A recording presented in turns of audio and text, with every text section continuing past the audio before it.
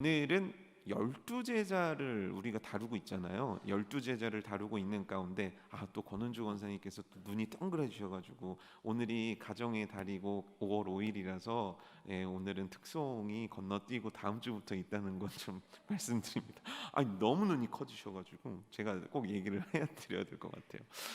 그리고 이왕 딴 얘기한 김에 우리 그 형준이가 한영준 청년이 드디어 부사관이 됐습니다. 그 힘든 과정을 끝나고 그리고 공군 부사관이 됐거든요. 지금은 이제 휴가차 이렇게 나오게 됐는데 아마 휴가 때마다 나와갖고 드럼을 칠 거라고 생각을 해요. 근데 이제 형준이가 이제 한 달간 교육을 마치고 나면 이제 자대 배치라고 그래서 이제 가게 되는 부대가 있습니다. 근데 공군은 많지가 않아요. 몇 군데밖에 없어서 그곳에 딱 배정이 되면은 부사관 그만둘 때까지 거기 있어야 된대요. 그래서 형준이가 가고 싶어하는 그 부대가 있다고 합니다. 청주라고 하는데 맞지 형준아? 청주라고 하는데 여러분 형준이가 꼭 시험 잘 봐가지고 또 시험 봐야 되거든요. 청주에 보직이 좋은 데 가서 좋은 사람 만나길 위해서 좀 기도해 주시면 감사하겠습니다. 뒤에 형준이 와 있거든요. 우리 격려 박수 한번 보내줬으면 감사하겠습니다. 네. 네. 권사님 감사합니다. 이런 시간을 또 만들어 주셔서. 우리가 열두 제자 얘기 나누고 있잖아요. 열두 제자. 그런데 오늘 갑자기 열두 제자의 이름 속에 포함되지 않은 것 같은 이름 하나가 거론됐단 말이에요. 그 이름이 누구냐면 나다나엘이라는 사람인 거죠. 빌립이 아니라 오늘은 나다나엘이라는 사람을 좀 알아볼 텐데, 우리가 빌립하면 열두 제자 속에 들어있는 것을 확인할 수 있습니다. 그러니까 열두 제자의 멤버는 어디 나와 있냐면 공관복음이라고 하는 마태복음, 마가복음, 누가복음에 열두 제자들의 명단이 나와 있어서 그걸 근거로 열두 제자라고 얘기하는 거거든요. 그런데 그 이름 속에는 나다나엘이라는 이름이 없습니다. 근데 저는 오늘 나다나엘이라는 사람을 여러분들에게 끌고 왔다는 거예요. 도대체 이게 어떻게 된 일인가라는 건데, 나다나엘, 결론부터 얘기해드리면 나다나엘은 바돌로메입니다. 네, 바돌로메는 나다나엘입니다. 목사님, 그거 성경에 어디 나와 있습니까? 그래서 근거를 좀 말씀드리게 되면, 항상 구약 성경에서 열두 제자를 언급할 때 보게 되면 마태복음에서도 둘씩 짝을 지어서 설명을 합니다. 예를 들어서 마태복음 10장 2절 3절을 보면 열두 사도의 이름은 이러하니라고 하면서 베드로라는 시몬을 비롯하여 그의 형제 안드레와 세베대의 아들 야고보와 그의 형제 요한, 야고보와 요한을 묶는 거죠. 베드로하고 안드레를 묶는 거죠. 그 다음에 뭐라고 나와 있냐면 빌립과 바돌로메, 그리고 도마와 세리마테. 그러니까 둘씩이 꼭 짝지어져서 소개가 됩니다. 누구누구와 누구누구 콤마, 누구누구와 누구누구 콤마, 이런 식으로 열두 제자를 소개하거든요.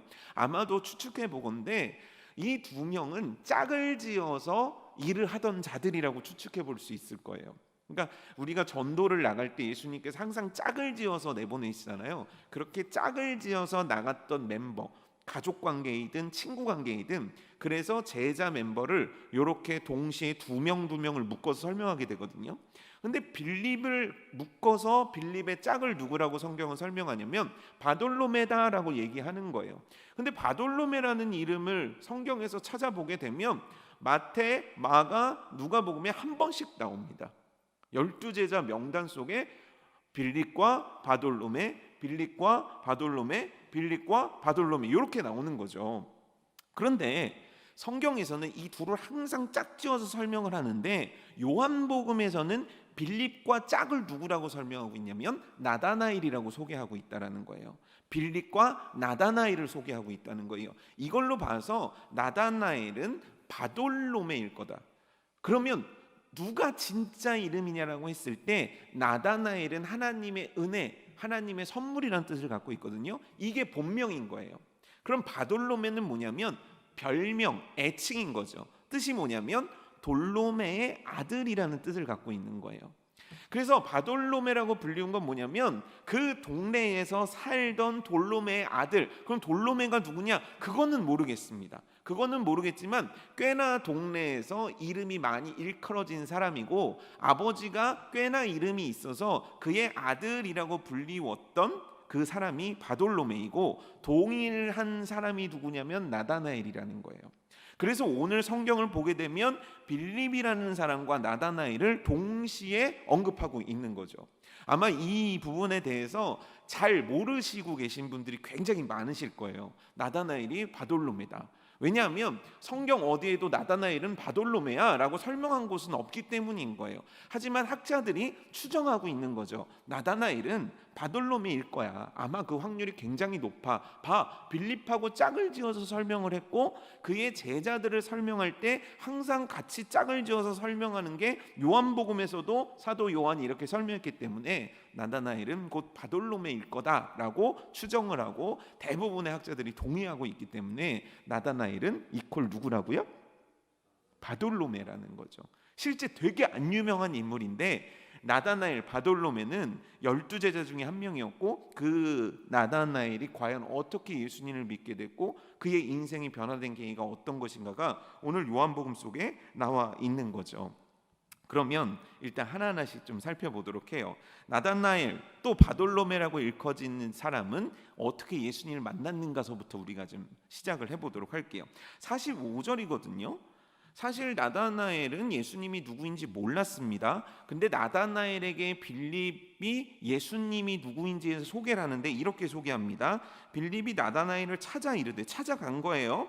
모세가 율법에 기록하였고 여러 선지자가 기록한 그 일을 우리가 만났으니 요셉의 아들 나사렛 예수니라. 쉽게 얘기하면 뭐냐면 빌립이 막 나다나엘을 찾아온 거예요.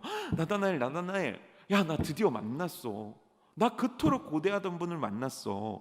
우리가 있잖아, 모세의 율법을 통해 공부했고 구약 성경에서 그렇게 공부했던 그 메시아, 그분을 만난 거야 라고 하면서 그분에 대해서 이렇게 소개합니다. 요셉의 아들 나사렛 예수니라. 그 빌립은 나다나엘 같이 가자는 거예요. 나다나엘, 너도 예수님을 그토록 고대하고 있었잖아. 그러니까 우리 가서 만나보자 라고 초청을 했는데 여기서 문제가 있습니다.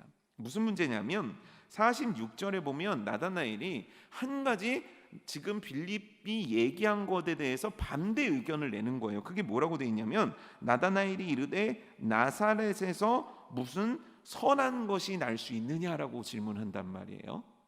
이게 도대체 무슨 의미냐는 거예요. 나다나엘은 굉장히 기다렸던 답이었을 거예요. 왜냐하면 예수님이 메시아가 그 구약 성경에 예언된 자가 자기가 굉장히 신뢰하는 친구의 입술 속에서 나왔기 때문에 이 친구가 자기에게 예수님을 소개하는 것 자체에 대해서 부정하거나 뭔가 거스를 뜻은 없었는데 굉장히 걸리는 거 한 가지가 있었던 거예요. 그게 뭐냐면 나사렛 예수라는 표현인 거예요. 여러분, 나사렛 예수 아십니까? 많이 들어보셨죠? 영화 제목도 있고 어떤 책도 있었으니까요. 그래서 우리 대부분은 나사렛 예수라고 얘기하는 것들에 대해서 거부감이 별로 없습니다. 그런데 왜 나다나엘이 나사렛이라는 말에 굉장히 날을 세우게 됐냐면 첫 번째 이유는 뭐냐면 그 동네가 굉장히 별로였기 때문입니다. 그러니까 뭐냐면 이스라엘 역사를 보게 되면 이제 통독방 같은 경우는 이제 북이스라엘이 멸망하고 남유다도 이제 멸망한 것까지를 이제 보게 되는데, 북이스라엘 지역이 어디냐면 갈릴리, 유다와 예루살렘을 뺀 나머지 지역인 거예요. 이스라엘. 여기는 이미 이방 민족들이 다 점령해 버린 땅인 거죠. 그래서 예루살렘 사람들과 이 유다 사람들은 생각하기에 저 땅은 문제가 있어. 저들은 제대로 깨끗한 유대인들이 아니야라고 생각을 했단 말이에요. 그런데 나중에 세월이 점점 흐르면서 어떤 인식들이 생기게 되냐면 부자들, 돈 있는 사람들, 뭔가 잘 배운 사람들은 예루살렘 성과 그 주변에 살기 시작했단 말이에요. 그러니까 예루살렘에서 멀어질수록 안 좋은 동네인 거예요. 그런데 그 중에서도 이 갈릴리 지역은 굉장히 유다 사람들이 보기에 별로였거든요. 그런데 요 갈릴리 지역에서도 진짜 별로인 동네가 나사렛이었던 거예요. 쉽게 얘기하면 개천인 거예요. 개천에서 뭐가 나오잖아요. 그렇죠? 개천 같은 곳이에요. 이곳에서는 절대 선한 것이 나올 수 없는 동네다라는 거예요. 예루살렘 사람들, 유다 사람들 입장에서는 이곳은요 버림받아 마땅한 곳이었다는 거죠. 그리고 같은 갈릴리 사람들이 봤을 때도 나사렛 여기에서는 절대 선한 것이 나와서는 안 되는 그런 곳이라는 거예요. 그런데 지금 와가지고 하는 얘기가 나사렛 예수입니다라고 얘기하니까 나다나엘이 첫 번째 큰 거부감이 든 거예요. 야, 나사렛이라는 그 동네에서 어찌 선한 것이 나올 수 있겠냐는 거죠. 근데 여러분 궁금하지 않습니까? 그러면 왜 예수님은 나사렛으로 오신 겁니까? 나사렛에서 살고 계신 겁니까? 궁금하지 않습니까? 허구 많은 동네 가운데서 뻔히 그들의 이스라엘 사람들의 생각도 알고 유대 사람들의 생각도 아시는데 왜 하필 그 천한 동네에 오셨냐는 거예요. 왜 그 천한 동네에서 살고 계시냐는 거예요. 뻔히 사람들이 나사렛 예수라고 하면 무시할 걸 알면서도 불구하고 왜 예수님은 나사렛이라는 동네를 택하셨냐는 거죠. 여러분 이거에 대해서 궁금하지 않습니까? 물론 전반적으로 여러분들의 눈빛은 오늘 쉬는 날이니까 빨리 끝내줬으면 하는 마음이 있으실 거예요. 저도 그런 마음이 있습니다. 근데 그런 마음을 버린 이유가 뭐냐면 여러분들 중에서는 이 금요 예배를 너무 사랑하시는 분들이 계시기 때문인 거죠. 제 착각입니까? 물론 착각일 수 있지만 나사렛이 의미하는 게 뭡니까? 천하다는 거죠. 나사렛이 의미하는 게 뭡니까? 가능성이 없다는 거죠. 나사렛이 의미하는 게 뭡니까? 버려진다는 의미인 거죠. 그런데 놀라운 건 예수님은 천하고 사람들이 무시하고 버림받는 그 동네에 오셨다는 거예요. 그 동네에서 사셨다는 거예요. 이 의미는 뭐냐면 곧 나사렛이라는 단어가 의미하는 것은 지금 현재 우리 인생과 같다는 거예요. 천하고 볼품없고 낮고 가진 것도 없고 배운 것도 없고 그런데 크리스천이라고 하고 그런데 여기서 뭔가 살아내야 하고 근데 살아내려고 하니까 너무 많은 불가능이 있고 나는 도대체 왜 이 모양인가? 내 성격은 왜 이런가? 왜 나는 배운 게 없는가? 왜 우리 집은 가난한가? 왜 나는 이 모양 이 꼴인가? 왜 나는 나이 20건 먹어서까지 아무것도 일어난 것이 없는가? 왜 너 몸은 약한가? 그런 모든 연약함과 우리가 천하게 도무지 안 된다라고 생각하는 집결체를 표현하는 단어가 나사렛이라는 거죠. 절대 불가능한 곳이라는 거예요. 메시아가 태어나기에 절대 불가능한 곳, 메시아가 오시기에 절대 불가능한 곳. 근데 예수께서 그 마을을 택하셔서 그곳에서 살아내셨다라는 건 뭐냐면 이런 인생을 바꾸시는 분이 예수님이라는 거예요. 이게 우리들에게 굉장한 소망을 주는 거죠. 그리고 여러분 놀랍게도요, 크리스천, 이 기독교의 수많은 역사 속에는요, 나사렛이 변화되어 놀라운 역사를 만들어낸 스토리로 가득했다는 겁니다. 제가 그 원종수 권사님이라고 혹시 아십니까? 간증으로 굉장히 유명했던 분인데 그분의 간증을 또다시 듣게 됐거든요. 굉장히 가난한 거예요. 아버지도 돌아가시고 어느 정도 가난했냐면 저는 이제 그 당시 사람이 아니니까 남의 집 대청마루를 빌려서 살았다는 거예요. 대청마루가 뭡니까? 혹시 아십니까? 청년들은 모를 수 있는데 저도 흙집에서 살아봤기 때문에 대청마루를 알거든요. 대청마루 이렇게 누워갖고 이렇게 눈을 돌려서 보면 바닥이 보입니다. 구멍이 숭숭 뚫려 있죠. 여름에는 좋죠. 겨울은 어떻습니까? 찬바람이 막 올라오는 거예요.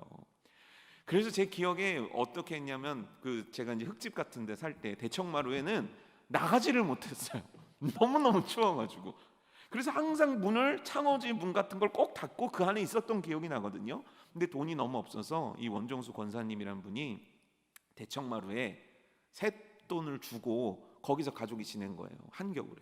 그러니까 찬바람이 여러분 얼마나 들어왔겠어요. 이거는 뭐 우풍 정도가 아닌 거죠.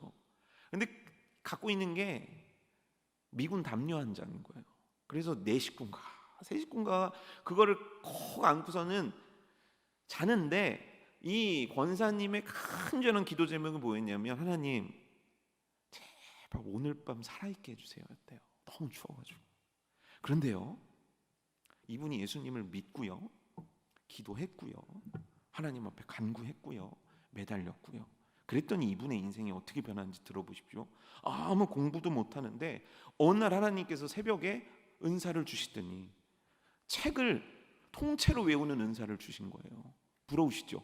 그래서 이분이 간증을 하신 게 뭐냐면 뭐 역사 공부라든지 영어 공부라든지 이거는 딱 눈을 감고 이러고 있으면 앞에 책이 착 펼쳐지신대. 한번 읽은 책은. 그리고 나서 이렇게 넘기면 책이 넘어가서 시험 범위 내에서 찾아서 쓸 수 있었는데 유일하게 매번 낙제하는 과목이 있었다는 거예요. 뭐였을까요? 네? 수학책을 아무리 봐도 없어가지고 근데 그분이 그런 은사를 경험하시고요, 서울대 의대를 들어가시고요, 미국에 유학을 가시고요, 미국에서 세계적인 암 권위자가 되신 거예요. 한 가난한 나사렛에서 어떻게 인물이 나올 수 있겠습니까? 나사렛이라는 곳에서 어찌 성공한 크리스천이 나올 수 있겠습니까? 나사렛에서 이 시대 요셉 같은 사람이 어떻게 나올 수 있겠습니까? 그 단정을 나다나엘처럼 우리가 한다는 거예요. 우리 스스로에게. 네가 어떻게 되니? 너가 뭘 할 수 있겠니? 니네 집안이 어떻게 될 수 있겠니? 너가 어떻게 믿음의 사람이 될 수 있겠니? 천만에요. 천만에요. 예수님은 굳이 나사렛, 사람들이 손가락질하는 그 천한 곳에 오셔서 그곳에서 선한 것이 날 수 있음을 보여주셨다면, 오늘 하나님은 나사렛 같은 우리들의 인생을 바꾸실 수 있는 거예요. 여러분에게 이 믿음이 있기를 주님의 이름으로 축복합니다. 오늘 어린이날이잖아요. 내 자녀에게 이 믿음 품는 부모님 되시기를 축복합니다. 이제 어린이도 아니고 청소년도 지나고 이거 어떻게 집에서 내쫓나. 그렇죠, 지복순 권사님? 지난번에 우리 김무석 장로님이 저한테 그러시는 거예요. 강초명 강도사님도 자녀를 낳고 이경훈 목사님도 자녀를 낳는데 저보고 셋째 얘기를 하시더라고요. 그리고 제가 장로님, 제 셋째가 문제가 아니라 장로님의 두 아들이 지금 문제입니다, 이렇게 얘기하시니까 장로님이 농담 삼아 얘기했다가 말문이 막히신 거예요. 나사렛에서 무슨 선한 것이 날 수 있겠는가? 지금 내 삶에서 무슨 가능성이 있겠는가? 아니에요. 하나님이 불가능하다고 믿으십니까? 그럼 여러분 믿음대로 될 거예요. 하지만 하나님은 무엇인지 가능하신 분이란 걸 여러분들 믿으십시오. 그걸 보여준 게 갈렙이란 사람 아닙니까? 이제 가나안 정복 전쟁이 다 끝났습니다. 이제 각 지파별의 전쟁이 남은 거예요. 그래서 모두는 생각합니다. 그 당시에 나이가 제일 많은 사람, 여자를 제외하고 나이가 제일 많은 사람은 갈렙이었거든요. 갈렙이 여호수아보다 형입니다. 그러니까 갈렙이 나이가 제일 많았고, 그래서 예후 차원에서 얘기합니다. 갈렙이요, 당신이 원하는 땅 드릴게요. 근데 갈렙은 그때 뭐라고 주장합니까? 아니, 싫은데요? 그럼 어디로 가려고 해? 헤브론 주세요. 헤브론이 뭡니까? 거인들이 사는, 안악자손이 사는 제일 무서운 땅이었단 말이에요. 그래서 말립니다. 여호수아도 말립니다. 당신 나이도 이렇게 들었는데 가다가 죽으면 어떡합니까? 말에서 떨어지기라도 하면 어떡합니까? 당신이 그 거인을 상대하지 않아도 제일 좋은 땅을 주겠습니다. 이게 여호수아의 마음이었던 거예요. 아마 모두가 동의했을 거예요. 근데 갈렙은 뭐라고 얘기합니까? 아닙니다. 그 옛날 모세가 약속한 그 땅을 주십시오. 그 옛날 내가 가고 싶다는 그 땅을 주십시오. 이 산지를 내게 주십시오라고 주장한단 말이에요. 왜입니까? 그에겐 땅이 중요한 게 아니에요. 그에게는 증명이 중요한 거예요. 내가 하나님의 자녀이며 내가 하나님의 능력으로 저 땅을 정복하는, 그게 중요한 거예요. 좋은 땅이 그의 인생에 중요한 게 아니었다고요. 그래서 어떻게 됩니까? 그 땅을 차지하지 않습니까? 누가 차지하게 해주신 겁니까? 하나님이요. 그래서 놀랍게도요, 이 믿음의 전승이 바울에게도 이어져서 바울이 이렇게 얘기하는 거예요. 빌립보서 4장 13절이거든요. 내게 능력 주신 자 안에서 내가 모든 것을 할 수 있느니라. 그렇다면 나사렛이 문제가 되는 겁니까? 내 삶의 환경이 나사렛이라는 게 그렇게 중요한 겁니까? 내가 지금 나사렛에서 거할 만한 처지라는 게 그렇게 중요한 겁니까? 나이 많은 갈렙도 정복했다면, 바울이 그 믿음을 이어받아서 내게 능력 주신 자 안에서 나는 무엇인지 할 수 있다라고 얘기했다면, 오늘 우리들의 삶에서 주께서 주신 땅, 주께서 주신 인생 변화시킬 수 있고 새롭게 살 수 있고 해낼 수 있는 것이 우리들의 인생 아니냐는 거예요. 여러분이 하나님을 믿는 오늘 밤 되기를 축복합니다. 두 번째 이유가 있었어요. 이 나사렛이라는 동네에 걸리는 또 하나 이유는 뭐냐면, 지금 말씀에서도 보지만 45절에 빌립이 나다나엘에게 어떻게 얘기하냐면, 우리가 모세가 율법에 기록하였고 여러 선지자가 기록한 그 일을 우리가 지금 만났다라고 얘기하거든요. 이걸로 봐서는 뭐냐면, 모세의 율법, 구약의 선지자가 이야기한 율법에 굉장히 나다나엘과 빌립은 정통하고 있었다라는 거예요. 그런 그들에게 문제가 뭐였냐면, 그런 나다나엘에게 문제가 뭐냐면, 예수님은 어디서 태어나야 되는지 태어나시는 장소가 성경 속에 언급되어 있다는 거예요. 그것이 어디입니까? 지금 모르시겠죠? 제가 알려드릴게요. 베들레헴이에요. 베들레헴. 예수님은 베들레헴에서 나셔야 되거든요. 그런데 지금 나다나엘은 어디 출신이라, 지금 빌립은 어디 출신이라고 소개하는 거예요? 나사렛이라는 거예요. 그러니까 안 맞지 않냐는 거예요. 지금 나다나엘은 그게 문제인 거예요. 내가 알고 배웠는데 지금 예수님이라는 분, 메시아라는 존재는 분명히 태어나야 될 곳이 있어, 베들레헴이야. 근데 너 지금 나사렛 예수라며, 나사렛에서 어떻게 메시아가 태어나? 두 번째 문제를 지금 제시하고 있는 거예요. 그런데 여러분, 이 문제를 제시한 것까지는 참 좋은데 이 부분에서 우리들이 하고 있는 실수와 나다나엘이 하고 있는 실수를 보게 되는 거예요. 뭐냐면 문제를 내 기준에서 보려고 하는 게 있다는 거죠. 여러분, 신앙생활이 뭔지 아십니까? 나를 버리는 거예요. 나를 버리는 게 신앙생활입니다. 왜냐하면 내 안은 나로 채워져 있는 거예요. 이 나라는 게 누구입니까? 죄성 있는 나인 거예요. 그래서 내가 하나님의 뜻을 따르기보다는 죄를 따르는 걸 더 좋아하는 거예요. 여러분, 생각을 해보시죠. 오늘 금요일날 철야를 나오는 길과 어디 가서 노는 길이 있다면 여러분들은 여기 오셨으니까 잘한 건가요? 아, 그래요. 만약 안 온 사람들한테 이 얘기를 해야 되는데, 만약에 여러분들에게 선한 길과 악한 길이 있다면 여러분들은 어디로 달려가기를 즐거워하십니까? 라고 하면 저 선한 길이에요 라고 하시지만 착각입니다. 왜냐하면 누구를 욕하는 길과 누구를 용서하는 길 중에서 어느 길이 가기 편합니까? 우리끼리 얘기니까. 우리끼리 욕하는 게 빠른 거죠. 욕하는 게 빠른 거죠. 왜냐하면 내 안의 죄성은 항상 죄악을 짓도록 만드는 거예요. 근데 말씀은 어떻게 하냐면 이런 나를 깨는 거예요. 그래서 결국 뭐를 버리는 거예요? 죄악된 내 모습, 나를 버리는 거예요. 신앙생활의 여정은 뭐냐면 결국 나를 부인하고 십자가를 지고 따르는 인생으로 변화되어 가는 것, 그래서 십자가 지는 것, 그게 크리스천의 삶이거든요. 근데 그 깨트림에 있어서 굉장히 중요한 부분이 뭐냐면 내가 생각하고 있는 것, 내가 옳다고 여기는 것, 내가 알고 있는 거예요.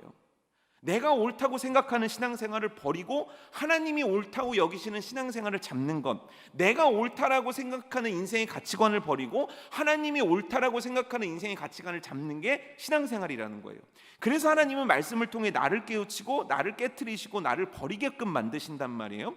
근데 나다나엘 입장에서는 자기도요, 나다나엘도 갈릴리 자기 출신의 동네와 사는 곳이 달랐거든요. 쉽게 얘기하면 저는 어디서 태어났을 것 같으세요? 저는 어디서 태어났을까요? 네? 서울일까요? 지방일까요?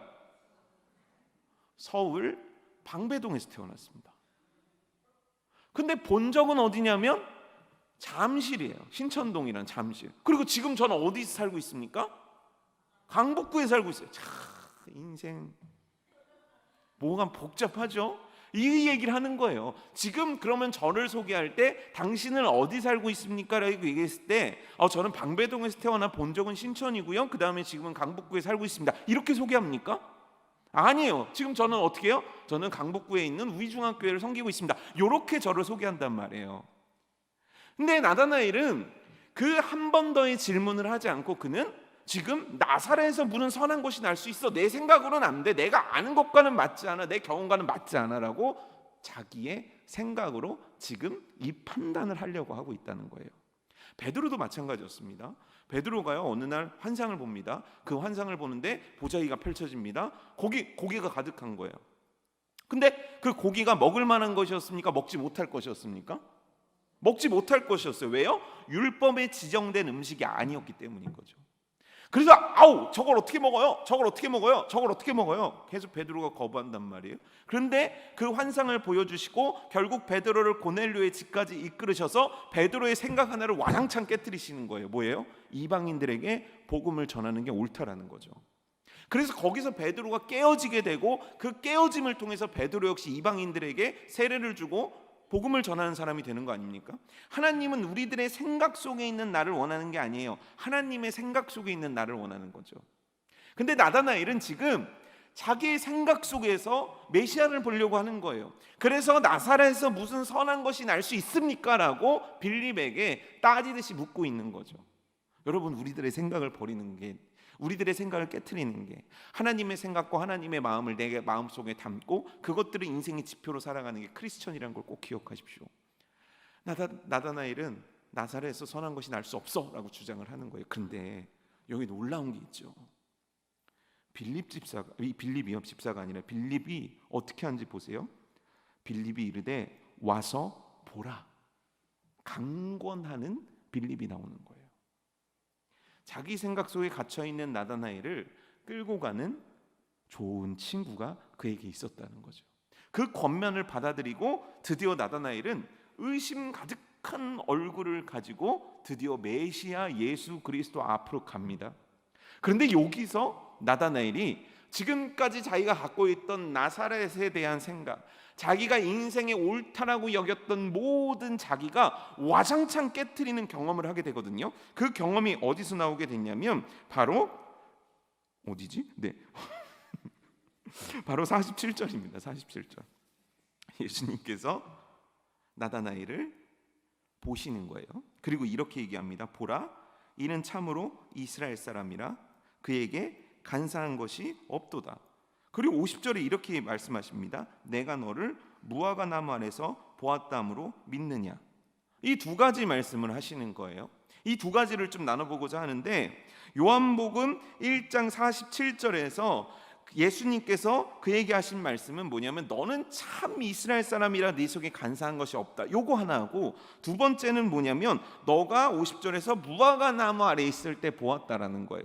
혹시 성경을 읽다 보면 아니 무화과 나무에서 그를 본 게 뭐 그렇게 대단할까라고 이제 우리가 오해 내지 또는 우리들의 생각으로 하게 되는 경향이 있거든요. 이 말이 갖고 있는 숨은 뜻을 알아야 되는 거예요.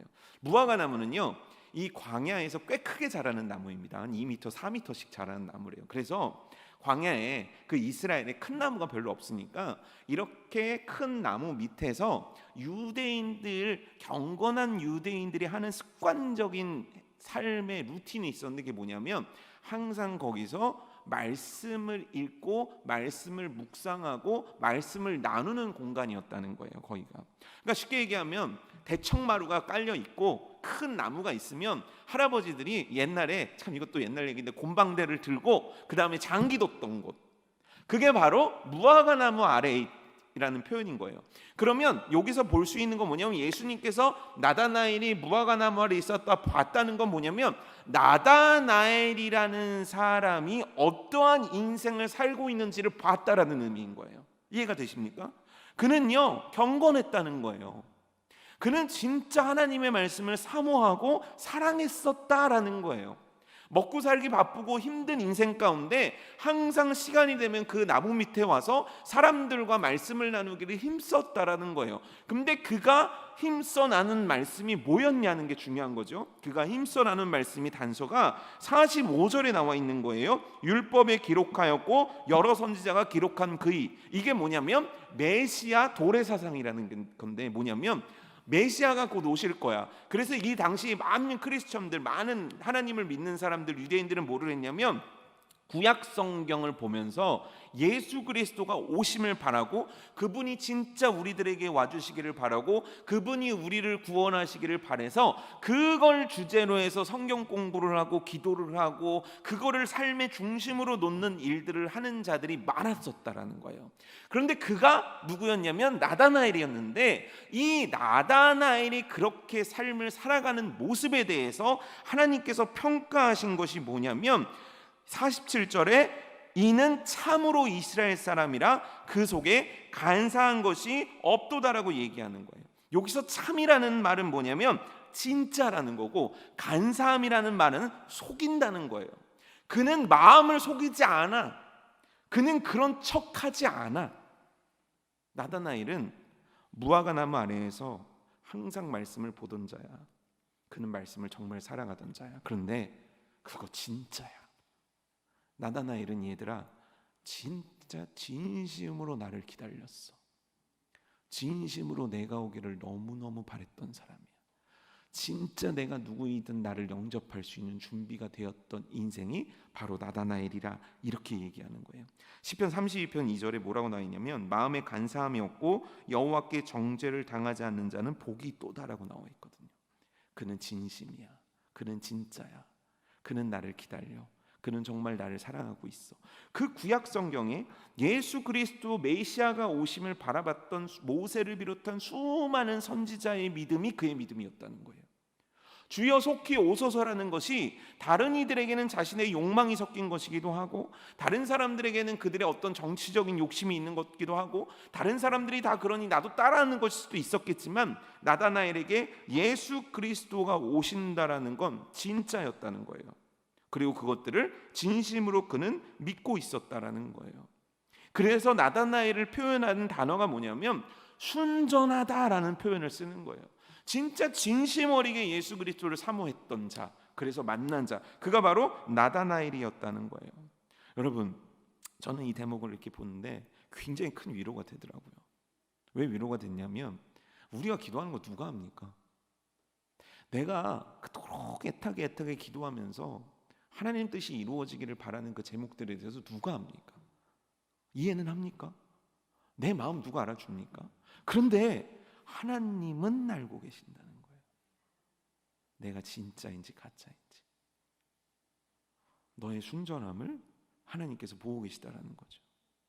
당장 뭔가 이루어지고, 당장 뭐가 내 눈에 막 보여지고, 당장 내 손에 잡혀지는 건 아니지만 주님께서는 나의 순전한 그 믿음을 보고 계신다는 거예요. 주님은 나의 순전한 믿음을 듣고 계신다는 거예요. 주님은 나의 순전한 그 마음을 알고 계신다는 거예요. 우리가 무화과 나무 아래에서 무엇을 하는지 주님은 보고 계셨고, 우리가 그곳에서 순전한 마음을 품은 크리스천으로 살아가고 있는지 주님은 보고 계시다는 거예요. 여러분 어떻습니까? 이 주님을 생각할 때 여러분들 마음에 기쁨이 있습니까? 아니면 이거 어떡하지? 어떻게 두꺼운 옷이라도 더 입어야 되는 거 아닌가? 이런 생각이 드시는 건 아닙니까? 오늘 기도 가운데 순전한 마음으로 주께 부르짖는 그 기도를 주님은 알고 계시고 듣고 계신 거예요. 진짜구나. 너의 믿음이 진짜이구나. 너가 정말 나를 믿는구나. 정말 너가 나를 사랑하는구나. 주님 앞에 보여드릴 수 있는 우리들의 삶이 되기를 축복합니다. 나다나엘은요, 이 얘기를 듣고요, 우리가 봤을 땐 별거 아니잖아요. 우리가 봤을 때 이 성경 구절을 어떻게 느꼈냐면, 예수님이 길 가다가 나 쟤 봤는데, 쟤 그때 그러고 있는 거 봤는데, 요 정도로 이해한단 말이에요. 근데 나다나엘은요, 나를 그냥 봤다라는 의미, 지금 예수님께서 말씀하신 의미에 대해서 영적으로 바로 알아듣습니다. 왜입니까? 그가 진짜였었으니까요. 매일매일 그가 남모르게 눈물을 흘리며 기도하며 예수 그리스도를 사모하며 지금까지 왔다는 걸 예수님이 한 번에 얘기하시니까 그는 알아듣습니다. 그러자 알아듣는 그에게 말씀하십니다. 내가 너를 무화과 나무 아래에서 있었던 걸 봤다는 걸 너 진짜 믿냐는 거예요. 이 대목이 우리들에겐 잘 이해가 안 되죠. 아니 봤으니까 봤다 그러겠죠. 그 동네인데. 이 의미가 아니라는 거예요. 너 진짜 내가 너의 중심을 알고 있고 너의 삶의 기도를 듣고 있었고 너의 진실됨을 알고 있었냐라는 거에 대해서 너 진짜 믿고 신뢰하냐는 거예요. 내가 너의 진실함에 대해서 알고 있었다라는 걸 신뢰하는가? 그때 나다나엘을 신뢰한다라고 대답하거든요. 그때 그 신뢰를 그에게 표현하거든요, 예수님에게. 그러자 예수님께서 다음을 알려주시는데 50절이에요. 이보다 더 큰 일을 보리라. 이보다 더 큰 일은 뭡니까? 네가 메시아를 기다렸지. 그리고 네가 메시아를 만났지. 그리고 나서 네가 메시아가 이루어가는 일들을 보게 될 거야. 이 얘기를 하고 계신 거예요. 메시아가 이루는 일이 뭡니까? 메시아가 이루어가는 일이 뭡니까? 구원의 놀라운 역사를 만들어낼 거예요. 그러면서 51절에 보면 갑자기 이런 표현을 씁니다. 또 이르시되 진실로 진실로 너에게 이르노니 하늘이 열리고 하나님의 사자들이 오르락 내리락 하는 것을 보리라 하시니라. 이게 무슨 장면이죠? 이거 어디 나오죠? 야곱이요. 맞는 건데 자신 있게 얘기하십시오. 야곱 맞습니다. 야곱이에요. 야곱이 돌베개 베고 잤을 때 그에게 환상이 보여지는데 하늘문이 열리고 사닥다리가 내려와가지고 천사들이 부지런히 왔다 갔다 하는 거를 야곱이 보잖아요. 지금 그 장면을 얘기하고 계신 거예요. 왜냐하면 여기서 중요한 두 가지를 얘기하고 싶으신 거예요. 여기서 하늘이 열리고 라는 표현은 뭐냐면 한순간이라도 이제는 절대 닫혀지지 않는 하늘문을 의미하는 거예요. 그러니까 뭐냐면 휘장이 찢어지지 않습니까? 예수 그리스도와 우리 예수 그리스도 통해서 하나님과 죄 있는 우리가 죄의 사함을 받고 하나님과 이제 직접 만나게 되어서 예수 그리스도께서 죽으심으로 그래서 휘장이 갈라지듯이 지금 하나님께서 예수 그리스도를 놓고 하늘을 여시겠다는 거예요. 축복의 문을 여시겠다는 거예요. 그리고 사닥다리는 의미하는 게 뭐냐면 예수 그리스도를 의미하는 거죠. 이제 너희들이 내 이름으로 구하는 것을 하늘로 올라가. 이제 너희들이 내 이름으로 간구하는 것들은 내가 응답해. 이 하나님께서 예수 그리스도를 통해 이루실 구원 사역과 앞으로 펼쳐질 일들에 대해서 그에게 얘기하시는 거예요. 너가 이제 이와 같은 역사들을 보는 증인이 될 거고, 너가 이와 같은 역사들 속에 있을 것이고, 너가 이와 같은 역사 속에서 사도로 쓰임 받게 될 것이고, 너가 이와 같은 역사 속에서 나를 위해 멋진 미래를 만들어 나가게 될 거야. 바로 나사렛에서 선한 것이 날 수 있음을 네 인생이 보여주게 될 거야. 하나님께서는 오늘 예수 그리스도를 통해서 이 말씀을 나다나엘에게 하고 계신 거죠. 그래서 나다나엘은 어떻게 됩니까? 예수님이 십자가에 못 박혀 죽으시고 그 사명 완수하는 길을 가거든요. 인도까지 갔다는 사람도 있고 페르시아, 아르메니아 막 이렇게 다녔다는 얘기도 있는데 결국 마지막에는 어떻게 하냐면 이 나다나엘이 바돌로메가 몽둥이를 맞게 됩니다. 몽둥이를 맞는데 몽둥이를 맞아서 껍질이 벗겨진 고문을 당했다는 거예요. 몸에 껍질을 벗겨냈대요. 막 때리니까 왜 고기가 이 생선 같은 경우도 막 때리면 껍데기가 벗겨지지 사람 껍데기를 벗긴 다음에 십자가에서 거꾸로 못 박혀서 죽인 게 바돌로메의 인생이었던 거예요. 그렇게 순교하게 되는 인생으로 쓰임 받던 사도, 순전한 믿음으로 예수 그리스도를 사모했고 순전한 믿음으로 예수 그리스도를 기다렸으며 순전한 믿음으로 예수 그리스도를 위해 일했고 순전한 믿음으로 예수 그리스도를 위해 죽은 자 나다나엘. 비록 성경 속에서 그의 기록은 이게 다고 다른 성경 속에서는 12제자의 한 명 이 정도밖에 소개하고 있지 않지만 그의 순전함은, 그의 순전한 인생은, 그의 순전한 중심은 하나님을 기쁘시게 해드리기에 충분했다라는 겁니다. 오늘 이 순전함이 우리 가운데 있어지기를 축복합니다. 순전한 믿음이요, 주를 향한 순전한 소망이요, 주를 향한 순전한 순종이 우리들의 신앙 고백, 우리들의 삶이 되기를 주님의 이름으로 축복합니다.